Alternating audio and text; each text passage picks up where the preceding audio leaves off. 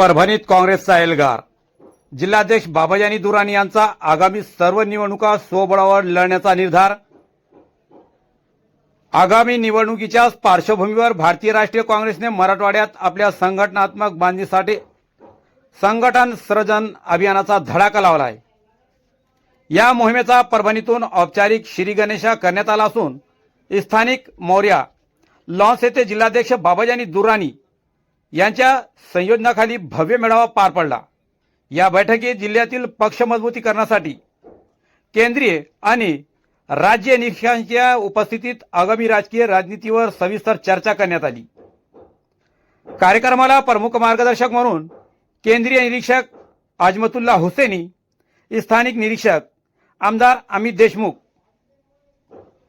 जितेंद्र डेहाडे आणि दादासाहेब मुंडे यांची उपस्थिती होती. या नेत्यांनी कार्यकर्त्यांना मिशन 2029 साठी आतापासूनच सज्ज होण्याचे आदेश दिले.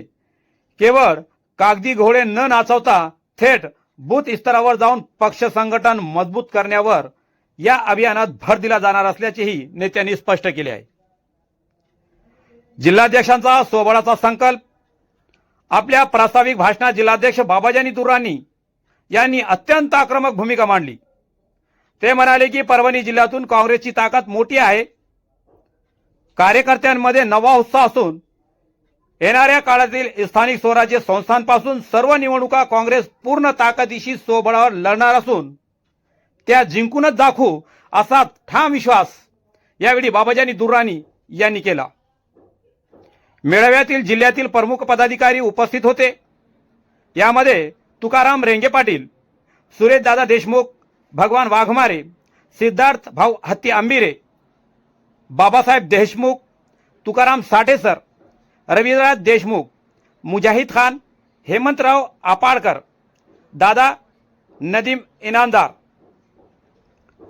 नागसेन भेजे, सुभाषाबा कोले, नारायणराव आडाव, गुलमीर खान, रवी सोनकांबळे आणि रामभाऊ आप्पा घाणगे यांचा समावेश होता.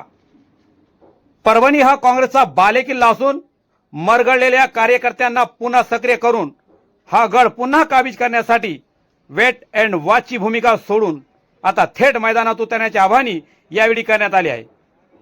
या मेळाव्यात जिल्ह्यातील काँग्रेसचे असंख्य कार्यकर्ते आणि विविध सेलचे पदाधिकारी, कार्यकर्ते, नगरसेवक मोठ्या संख्येने उपस्थित होते. आपण पाहत आहात YouTube channel SKF news. Salman Sayyad सोबत पाथरी. पाहूया एक नजर.